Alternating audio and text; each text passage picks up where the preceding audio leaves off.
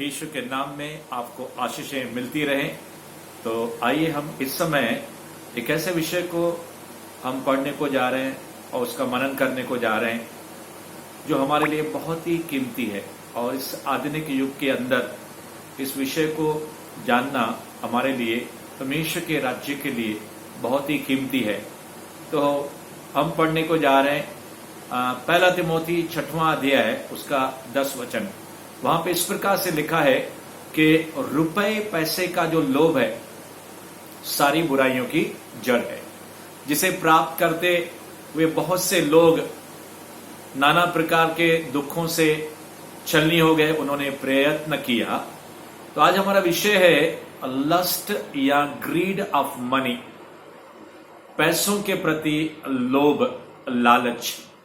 और बाइबल हमें इस विषय के अंदर साफ साफ शिक्षा देती है कि रुपया जो पैसा है वो बुरा नहीं है, मगर उसके प्रति जो लोभ है, उसके प्रति जो लालच है वो गलत है, वो नहीं हमें होना चाहिए।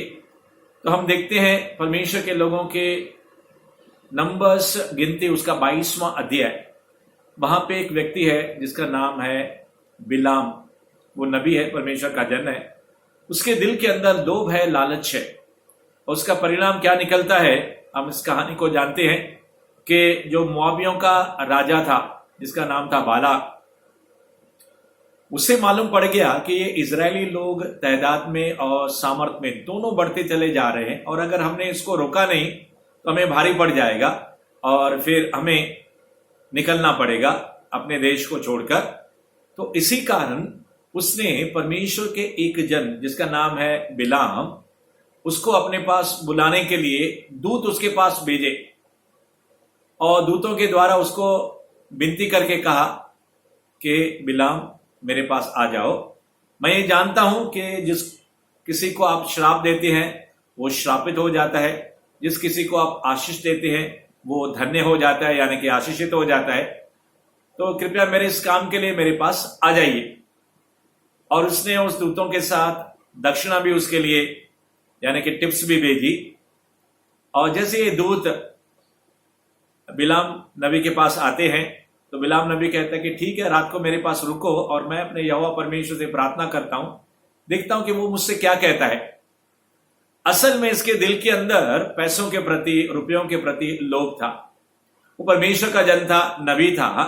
और कहानी इस प्रकार आगे बढ़ती है, यहोवा से प्रार्थना करता है और परमेश्वर साफ कहता है उससे, जो ये लोग तेरे पास आए हैं उनको तो वापस भेज दे, तो उनके साथ राजा बालाक के पास मत जा। और ये वैसे ही उसको संदेश दे देता कि मैं नहीं आ सकता क्योंकि यहोवा मुझे आप लोगों के साथ आने के लिए मना करता है। और जब 22वें अध्याय के अंदर इस कहानी को जब हम आगे पढ़ते हैं तो राजा जो बालाक है, जैसे ही उसको ये संदेश मिलता है तो और वो अपने हाकिमों को और प्रशस्तित, यानी कि जो प्रसिद्ध लोग हैं उनको वो भेजता है, बड़े पद वाले लोगों को। और वो लोग रुपया पैसा धन दौलत लेकर इसके पास आते हैं।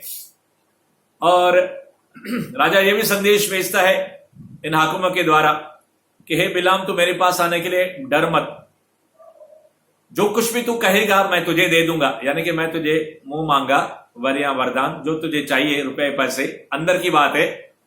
वचन के अंदर साफ साफ ऐसा लिखा नहीं मगर समझने की बात है। तो राजा ने उसके पास संदेश भेजा। और जैसे ही ये हाकिम लोग जो पहले से ज्यादा थे, प्रसिद्ध लोग थे, बिलाम नबी के पास आते हैं, तो वैसे ही जैसे पहली बार इसने उत्तर दिया था वैसे ही उसने कहा कि ठीक है, तुम लोग रुक जाओ।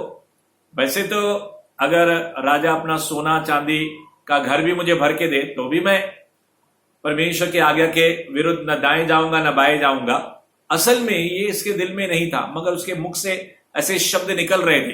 क्योंकि कहानी जब आगे बढ़ती है तो हमें इंसान के दिल के बारे में पता चलता है, क्योंकि बाइबल के अंदर लिखा है गॉड नोस द हार्ट। परमेश्वर हमारे दिल में क्या है, अंदर क्या है, उनको वो दूर से पहचानता है। What it is contained in the heart of man, इंसान के अंदर या दिल या उसके आत्मा में क्या भरा हुआ है, छिपा हुआ है, परमेश्वर सब कुछ जानता है। तो दूसरी बात, जब इसने यहोवा से प्रार्थना की तो यहोवा ने उसको कहा ठीक है तू जा। तो परमेश्वर ने ठान लिया कि इसको मुझे मजा सिखाना है, इसे बताना है कि इसके अंदर जो रुपए पैसे का जो लोभ है, जो बुराई है, सारे बुराइयों की जो जड़ है, मुझे इसको सबक सिखाना है। और जैसे ही ये नबी अपने दो सेवकों को लेकर, गधी को लेकर वो आगे जाता है, तो रास्ते के अंदर यहोवा का जो दूत है नंगी तलवार लिए हुए इसके सामने आ जाता है। इसकी आत्मिक आंखें बंद थी, मगर गधी की आत्मिक आंखें खुली थी। गधी यहोवा के दूत को दूर से देखकर एक बारी के अंदर, एक खेत के अंदर जो दाग की बारी थी उसके अंदर चली जाती है, और वहां पे एक छोटी सी गली थी। गली के दाएं तरफ और बाईं तरफ एक दीवार थी। दोनों तरफ जो दीवारें थी, उस दीवार की तरफ वो जाने लगी। तो इस नबी ने क्या किया, लकड़ी लेकर, लाठी लेकर इस गधी को उसने मारा। और जैसे ही यहोवा का दूत उसके नजदीक आया, तो ये जो गधी थी इस नबी को लेकर, उसके जो एक पांव था वो दीवार की तरफ उसको पूरी रीति से लगा दिया, और ये प्रेशर के कारण दर्द होने लगा इस नबी को। इस नबी ने दूसरी बार इसको लाठी मारी, और फिर जैसे यहोवा का दूत इतना नजदीक आ गया कि उस गली के अंदर कहीं पे भी मुड़ने के लिए जगह नहीं थी, तो गधी इस नबी को लेकर क्या हो गई, नीचे बैठ गई। इस नबी का गुस्सा बहुत बढ़ गया। इसने तीसरी बार उसको काठी यानी कि लकड़ी मारी, और फिर इसने कहा कि तू मेरे साथ नटखटी क्यों करती है। परमेश्वर ने इस गधी के मुंह को भी खोल दिया।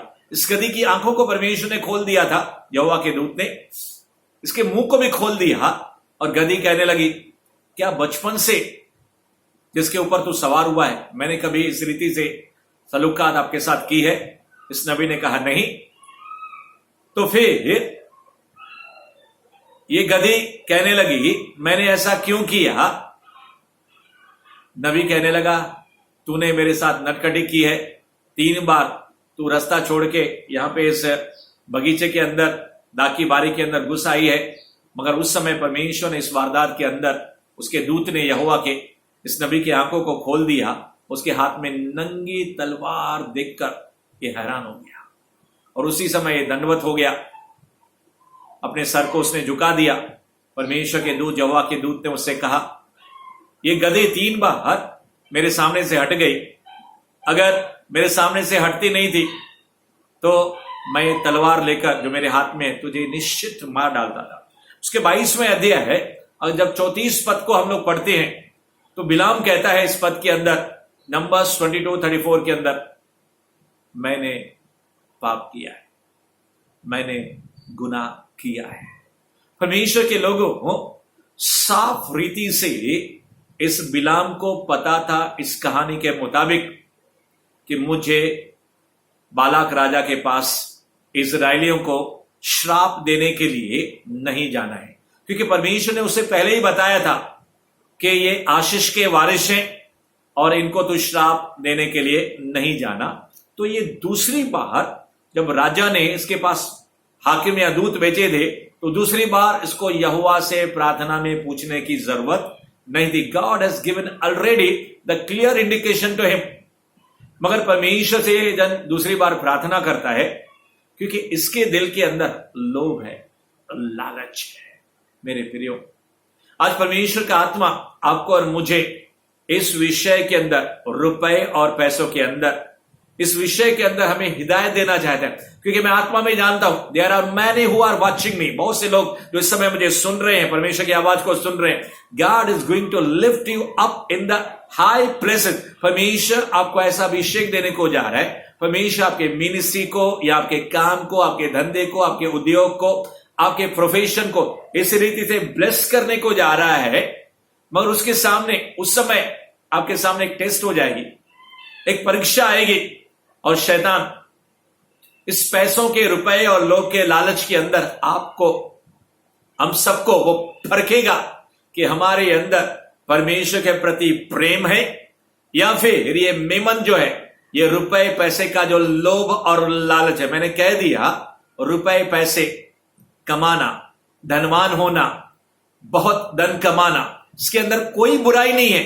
मगर अगर पैसों के अंदर, उसके लोभ में, उसके लालच में आप और मैं अटक गए, तो मेरे प्रियो, ये लस्ट ऑफ मनी है, जो ग्रीड फॉर द मनी है, दूसरे और दुष्ट आत्माओं के लिए दरवाजों को खोल देगा और अन्य दुष्ट आत्माएं आकर आपका या फिर मिनिस्ट्री का ताबा लेना शुरू कर देगी।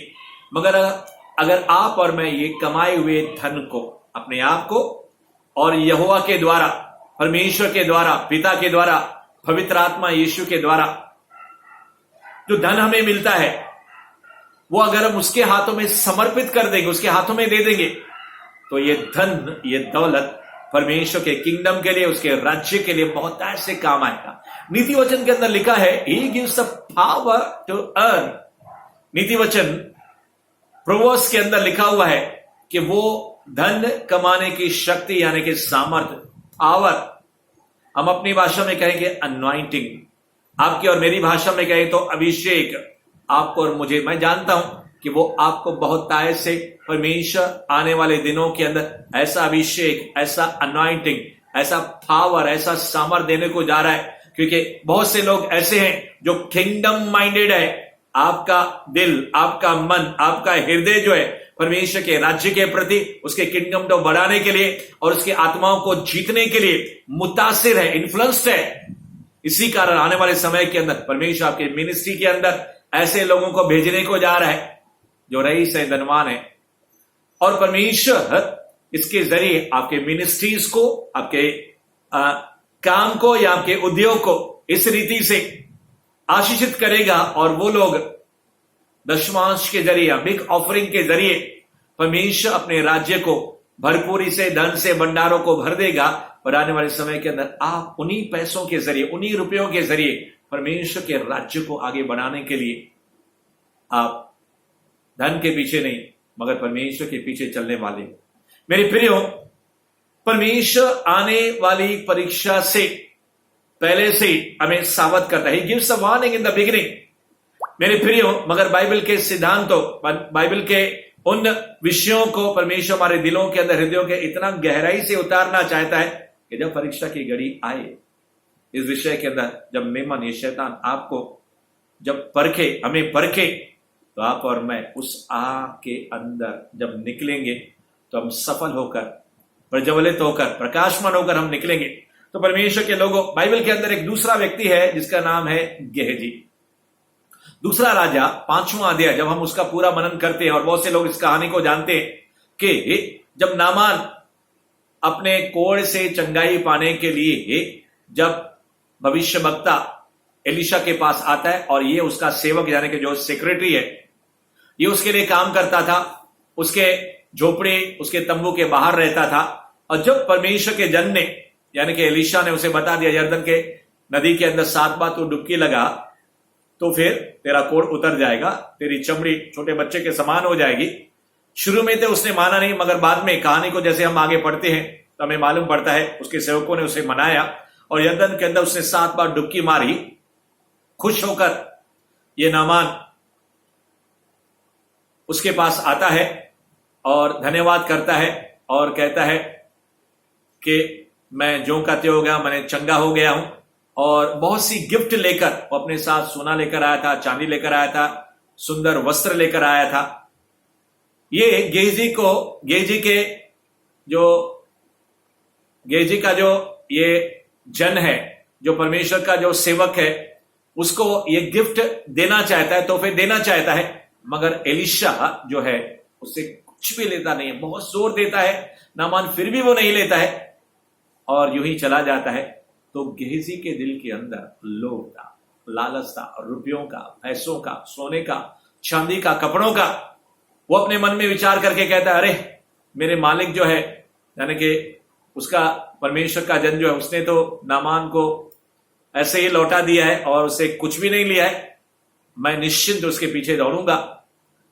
और उसके पीछे वो दौड़ा और उसे झूठ बोकर वो कहने लगा कि अभी अभी मेरे स्वामी के पास जो है एफ्राइम देश से, दूर देश से 2 जवान जो भविष्यवक्ता के चेले हैं वो आए हैं और उसके सामने कुछ रखने के लिए मेरे स्वामी को कुछ नहीं है, तो कुछ मुझे 1 किकार चांदी और कपड़ों की जोड़ी मुझे दे दो।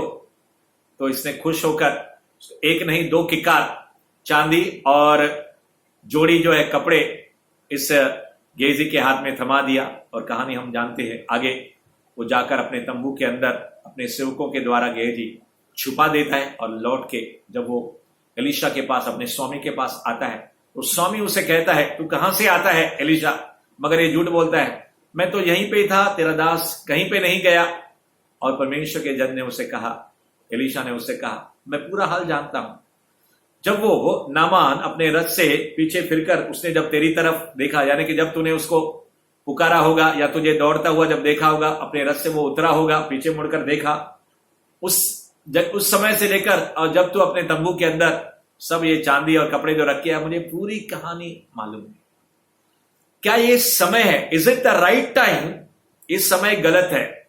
बहुत से लोग रॉन्ग टाइमिंग्स के अंदर काम करते हैं, मेरा ये विषय नहीं है, मगर मैं आपसे कहना चाहता हूं, God's timings is different for different people।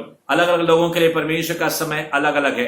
मगर उस समय गेहजी कहता है, गेहजी के साथ एलीशा कहता है, क्या ये समय है चांदी लेने का, कपड़े लेने का, या फिर जैतून या दाग के लिए बारियां लेने का, या फिर गाय बैल बकरी लेने का, दास दासियां लेने का? नामान का कोढ़ अब तुझे और तेरे वंश पर सदा लगा रहेगा। तो मेरे प्रियो, आज आप और मैं अंजाम जानते हैं कि लोभ करने के कारण, जैसे पहला तिमोथी 6वां अध्याय 10वां वचन कहता है कि रुपए पैसे का लोभ सारी बुराइयों की जड़ है। जैसे हम कहते हैं कि पेट की बीमारी सारी बीमारियों की जड़ है। हमारे आत्मिक अवस्था को बहुत सी बातें झंझोड़ के रख देगी, और जिसे प्राप्त करने का प्रयत्न करते हुए बहुत से लोगों ने अपने विश्वास को खो दिया, विश्वास से भटक गए और नाना प्रकार के दुखों के अंदर उन्होंने अपने आप को समा दिया है। God is giving the warning. परमेश्वर में चेतावनी दे रहा है। ये परीक्षा आपकी हमारी हो सकती है आने वाले समय के अंदर। मेरे प्रियो, इस परीक्षा के अंदर साथ साथ मैं कहता हूं 3 बड़े दुश्मन या 3 बड़ी परीक्षाएं, खास करके परमेश्वर के जो सेवक लोग हैं, 5-fold मिनिस्टर्स हैं, उनके जीवन में आना ही आना है। एक है व्यभिचार, लस्ट ऑफ आइज या लस्ट ऑफ जो फ्लेश है। परमेश्वर के लोगों, पैसों का जो लोभ और लालच है, वह दूसरी परीक्षा है। और जीविका का जो घमंड है, इस दुनिया के अंदर नाम कमाना, ऊंचा पद कमाना, लोग मेरी वाहवाह करें, तारीफ करें, मेरा नाम ऊंचा उठ जाए लोगों के और जमाने में मैं प्रसिद्ध हो जाऊं। शैतान जैसे यीशु की परीक्षा करने के लिए मत्ती उसका 4वां अध्याय और लूका उसके 4वें अध्याय के अंदर है। मगर प्रभु यीशु मसीह हर एक परीक्षा में, जैसे इब्रानी के अंदर लिखा है, हर एक परीक्षा के अंदर वो परखा गया, मगर उसमें वो सफल होकर, कामयाब होकर वो निकल गया। तो मेरे प्रियो, ये गेहजी पूरी रीति से डूब गया और विश्वास से शायद उसका पतन भी हो गया, हम नहीं जानते। मेरे प्रियो, हम और एक व्यक्ति के बारे में जानते हैं कि नए नियम के अंदर एक धनवान पुरुष, अगर हम 18 मत्ती के उसके लूका उसके 18वें अध्याय के अंदर अगर हम लोग देखेंगे मेरे प्रियो, 18 वचन से लेकर 23 वचन तक, तो यहां पे एक धनवान व्यक्ति यीशु के पास आकर कहता है कि अनंत जीवन, इटर्नल लाइफ पाने के लिए मैं क्या करूं? प्रभु यीशु मसीह कहता है, तू आज्ञाओं को तो जानता है कि पाप न करना, व्यभिचार न करना, हत्या न करना, चोरी न करना, झूठी गवाही न देना। तो ये व्यक्ति कहता है, प्रभु यीशु मैं तो इन सारी बातों को बचपन से ही जानता हूं और मानता हूं। प्रभु यीशु मसीह ने ध्यान से उसको देखा। ऐसा मुझे लगता है प्रभु यीशु मसीह ने उसके स्पिरिट को देखा होगा, उसके हृदय, उसके आत्मा को देखा होगा, उसके हार्ट को देखा होगा। क्योंकि बाइबल कहती है मनुष्य तो बाहरी रूप को देखता है, मगर परमेश्वर हमारे अंदर, हमारे हार्ट अंदर क्या है उसको देखता है। प्रभु यीशु मसीह ने सीधा उसके हार्ट को देखा और कहा, तेरे अंदर एक कमी है, एक घटी है, जा तो अपना सारा रुपया पैसा गरीबों के अंदर क्या कर दे, बांट दे, दान कर दे। तो बाइबल कहती है 23 पद के अंदर, 23 वर्ष के अंदर, ये व्यक्ति उदास हो गया। ऐसा लगता है कि वो व्यक्ति यीशु को छोड़ के चला गया। इस व्यक्ति के अंदर रुपए पैसों का जो लोभ था, लालच था, the grip of lust of money जो है, ये जो पकड़ है, इतना स्ट्रांग है, इतना स्ट्रांग है, इतना मजबूत है कि प्रभु यीशु मसीह को कहना पड़ा कि धनवान का स्वर्ग के राज्य में जाना कितना कठिन है। धनवान यानी कि यहां पे जो रुपए पैसे के लोभी है, हर एक धनवान नरक के अंदर जाएगा। मैं ऐसा नहीं कहता हूं, क्योंकि बहुत से धनवान हैं, पुराने नियम के अंदर में भी थे। दाऊद यहोवा से प्रेम करता था, कितना धनवान था। अय्यूब पुराने नियम के अंदर कितना परमेश्वर से प्रेम करता था, वो परमेश्वर का धर्मी जन था। यहां तक कि अब्राहम विश्वास का पिता, फादर ऑफ द नेशन, कितना परमेश्वर से प्रेम, कितना धनवान था वो। उसका, दाऊद का, अब्राहम का, अय्यूब का, ऐसे बहुत से नबी हैं पुराने नियम में। परमेश्वर के लोग हम नए नियम से भी देखने को जा रहे हैं। वे ये लोग हैं जिन्होंने परमेश्वर से ज्यादा प्रेम किया। क्योंकि बाइबल के अंदर लिखा है, मरकुस उसके 12वें अध्याय के 30 और 31 पद के अंदर यूं लिखा है कि तू प्रभु अपने परमेश्वर से सारे मन, सारी बुद्धि, सारी शक्ति के साथ, सारी आत्मा के साथ प्रेम कर, यह तुम्हारी पहली आज्ञा है। और अपने पड़ोसी से अपने समान प्रेम करे, दूसरी आज्ञा है। कि परमेश्वर के प्रति प्रेम जो पहले है। मगर हमने गेहजी के बारे में देखा, हमने बिलाम नबी के बारे में देखा कि उनका प्यार जो है पैसों से था, लोभ था, लालच था। इसी कारण अपने आप को उन्होंने दुखों के अंदर पाया। मेरे प्रिय हो, ये धनवान व्यक्ति जो यीशु के पास आया था अनंत जीवन पाने के लिए, शायद अनंत जीवन उसने पाया नहीं, ऐसा लगता है, क्योंकि उदास होकर वो चला गया। मेरे प्रिय हो, नए नियम के अंदर अनन्या और सफीरा 5वां अध्याय प्रेरित के अंदर हम लोग देखते हैं कि जब कलीसिया बढ़ने लगी, अभिषेक बढ़ने लगा, नंबर्स और तादाद कलीसिया एकलियासा का बढ़ने लगा, और परमेश्वर के प्रति जो प्रेम था लोगों के अंदर बढ़ने लगा, फैशन, भूख और प्यास बढ़ने लगी, तो वो लोग अपने जमीन जायदाद, खेतों को बेचकर रुपया पैसा, धन दौलत, जो भी उनको राशि मिलती थी, चेलों के, प्रेतों के कदमों में, चरणों में डालने लगे। और उनमें से हनन्याह ने भी क्या किया, भूमि को भेजा, लैंड को भेजा, मगर एक पोर्शन बाइबल के अंदर लिखा है, कुछ भाग उसने क्या किया, अपने पास रख छोड़ा। और ये बात उसकी पत्नी सफीरा भी जानती थी, और पतरस के पास आकर इस तरह का ढोंग करके वो पेश किया उसने कि मानो उसने सारी राशि, सारा जो बिक्री का जो पैसा था लाके रख दिया। तो पतरस ने कहा, हे हनन्याह, शैतान ने तेरे दिल में ये बात क्यों डाली? तूने पवित्र आत्मा से क्यों झूठ बोला? क्या भूमि जब तेरे पास थी वो क्या वो तेरी नहीं थी? और जब तूने उसको बेच दिया क्या वो तेरे वश में नहीं थी, जितना पैसा तुझे मिला? मगर तूने पवित्र आत्मा से झूठ, थोड़ी सी लालच उसके अंदर आ गई, लोभ आ गया। मेरे प्रियो, हम जानते हैं कि परिणाम क्या निकला। परमेश्वर का क्रोध या परमेश्वर का जजमेंट कहें, न्याय कहें, उसी समय उसके ऊपर भी, और थोड़ी देर के बाद जब उसकी पत्नी आई सफीरा, उसके ऊपर भी परमेश्वर का जजमेंट आया, न्याय आया, और वो दोनों क्या हो गए, ऑन द स्पॉट पतरस के सामने उन्होंने अपने प्राण को खो दिया, वो लोग मर गए। मेरे प्रियो, ये रुपए पैसे का लोभ और लालच इंसान के जान को ले सकता है।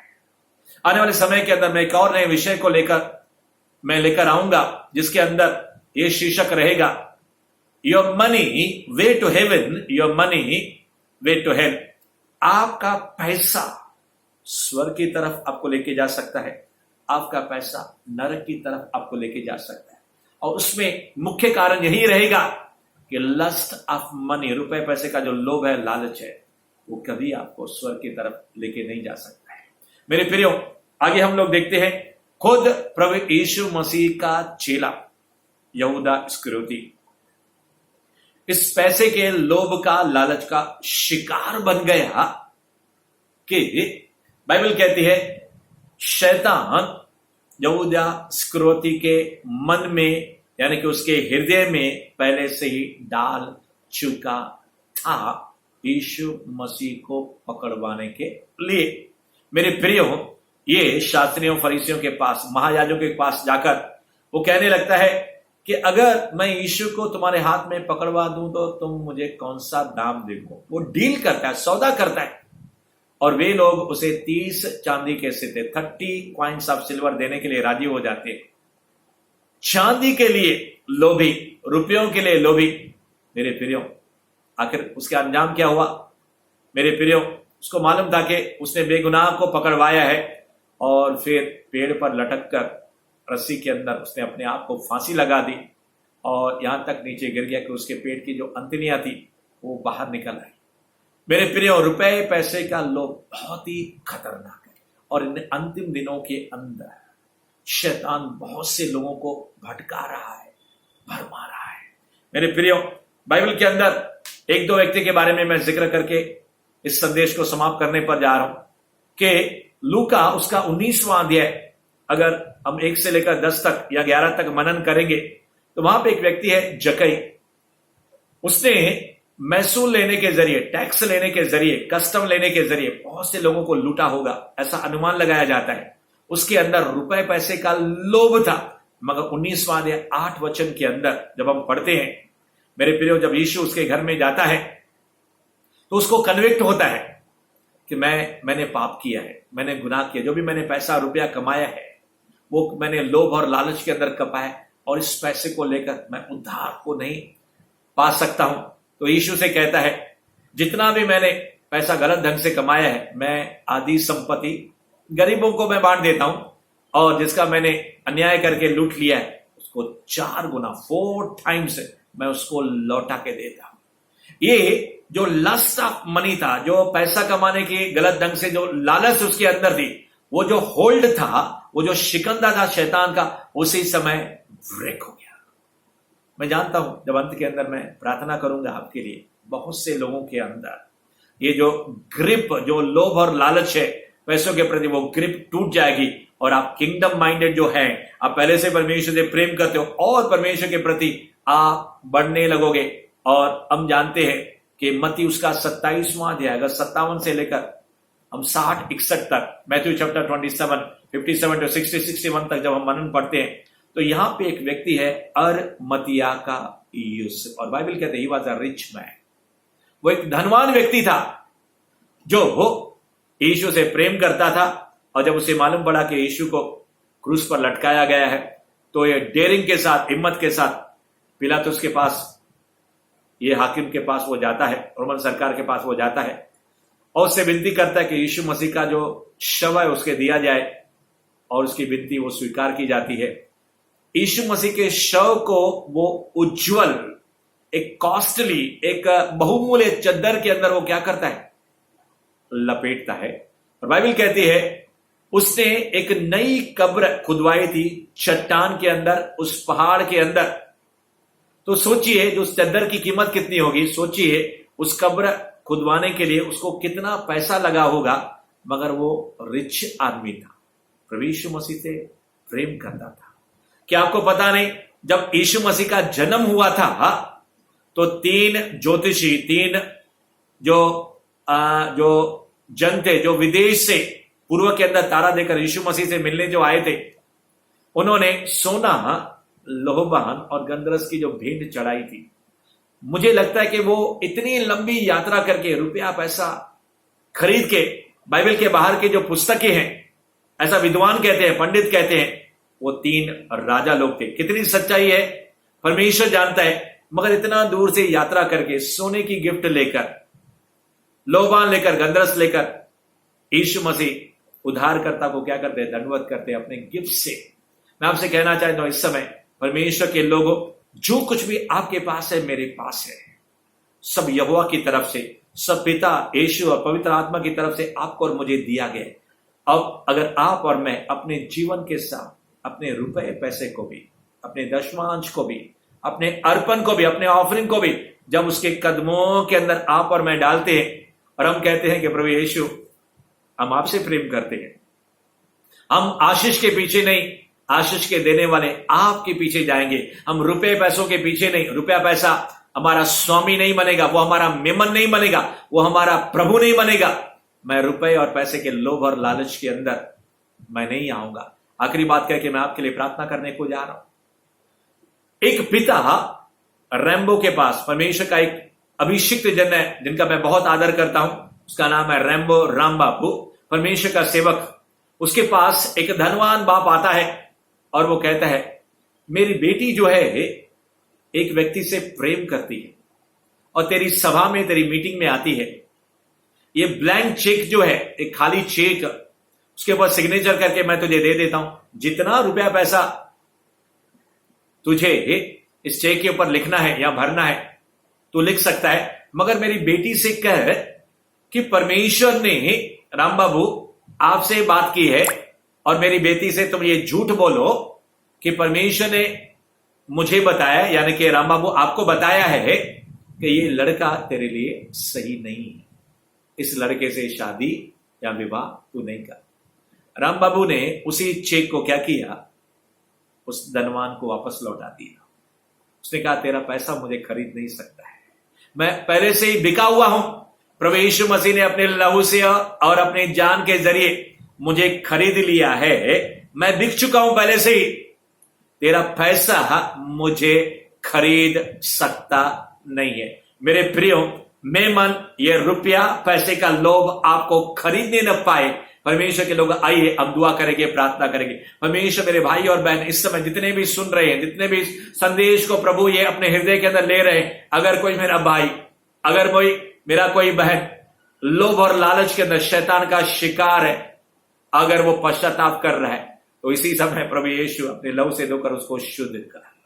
और उसके बाप दादाओं ने, परमेश्वर प्रभु, अगर लोभ और लालच किया था और वो अगर वो स्पिरिट ऑफ लस्ट, रुपए पैसे का लोभ मेरे भाइयों बहनों के जीवन के अंदर या बाहर से, spirit of operation, spirit of demonetisation अंदर से या बाहर से कार्य करे, तो उसके शिकंजे को, उसके होल्ड को इफिसियों 6वां अध्याय के अनुसार जो हमारे वेपन्स ऑफ वॉरफेयर है, लड़ाई के युद्ध के जो हथियार है, उसके जरिए मैं शैतान के स्ट्रांग होल्ड को जो माइंड के अंदर है और स्पिरिट के आकाश मंडल के अंदर है, मैं उस शिकंजे को, स्ट्रांग होल्ड को मैं उनके माइंड से और आकाश मंडल के अंदर उसको मैं ब्रेक करता हूं, उसको मैं तोड़ देता हूं। और परमेश्वर प्रभु तेरे लोगों को तेरे प्रेम से, तेरे वचन के प्रति, तेरे शिक्षाओं के प्रति, तेरे परमेश्वर भूख और प्यास के प्रति बढ़ने दे। आज मैं इनके रोजी रोटी, धंधे, नौकरी, काम, प्रोफेशन, उद्योग को परमेश्वर मैं ब्लेस करता हूं। और परमेश्वर जितने लोग भी कर्जे के अंदर है, वो सारे कर्जों से मुक्त हो जाए। ढेर सारा रुपया पैसा से आप उनको, और प्रभु उस अनाइंटिंग से, उस पावर से, उस नीति वचन के वचन से परमेश्वर उनको लैस कर दो, उनको भर दो परमेश्वर, ताकि उनके खेत अनाज से भर जाए। चिकने चुपड़े परमेश्वर तेल से, ताजे जैतून के तेल से उनके खेत लहलहाने लगे। उनके बैंक बैलेंस, उनका पर्स, उनका किचन, उनकी मिनिस्ट्रीज, उनके चर्चेस परमेश्वर अभिषेक से परमेश्वर भर जाए। रईस